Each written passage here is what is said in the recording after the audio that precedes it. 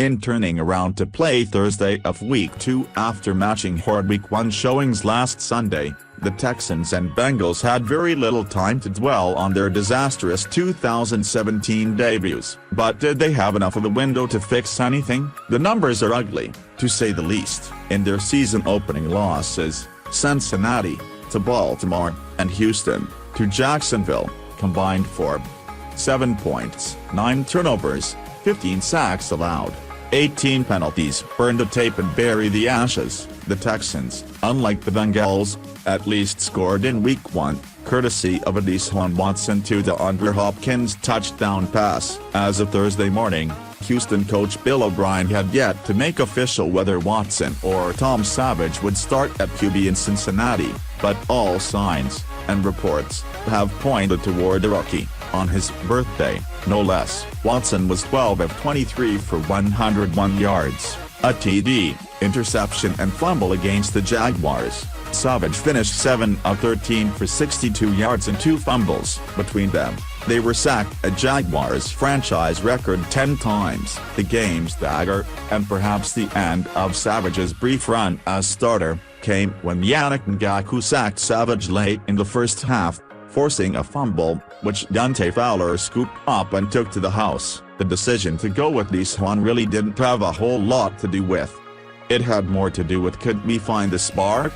O'Brien said on Monday. Could we find somebody that could maybe make a play, that could escape the pocket? Things like that. I thought that Tom really hung in there and played very tough. We had a hard time protecting him, no kidding. And as one might expect given the blocking woes, neither QB had the luxury of help from Houston's run game. It produced just 93 yards on 23 attempts, with 16 of those yards coming from Watson. A major gap remains on the left side of the line, as holdout Dwayne Brown will miss his second straight game. The Bengals' offense was just as much of a mess, arguably more so. The one major difference, Cincinnati never pulled its starting QB, Andy Dalton, who was responsible for 4 interceptions on 31 pass attempts. He was downright awful, although it would have been difficult to excel considering the play of his O-line. The tackle combo of Cedric Ogbu and Jake Fisher was in over its head against the Ravens' rush,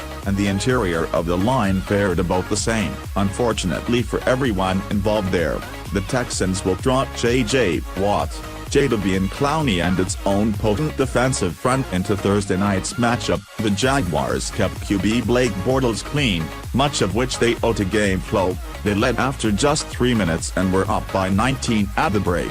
The Bengals did little to solve their jumbled situation in the backfield, either. Gio Bernard led them in rushing with 40 yards on 7 carries, but 23 of those yards came on 1 attempt. Jeremy Hill ran it 6 times for 26 yards, while rookie Joe Mixon managed all of 9 yards on 8 attempts. The latest reports say that Cincinnati WR John Ross, who didn't play last week due to a knee injury, will start on Thursday night, which could provide the Bengals' offense with a needed edge. There's not much foreshadowing a Thursday night classic.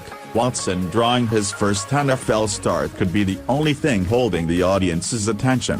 If these offenses keep taking on Watt the way they did last week, impact player Donta Foreman. Watson was the Texans' pick at number 12 overall.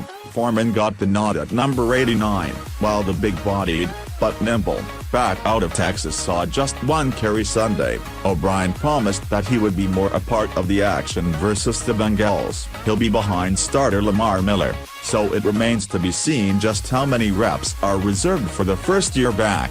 These Thursday nighters have a habit of elevating unexpected stars, though, and there's no doubt Houston will commit heavily to the run. Bold prediction: Mixon will score the Bengals' first points of the season. For whatever reason, the Bengals still seem committed to as their starter, but he's their least worrisome RB from the perspective of opposing defenses. At some point in the not-too-distant future, bank on Mixon leapfrogging Hill for those early down carries, with Bernard continuing to work in as a dynamic 3-down option. Let's assume the Bengals' offense remains sluggish early Sunday, thus opening the door for Mixon to provide a jolt.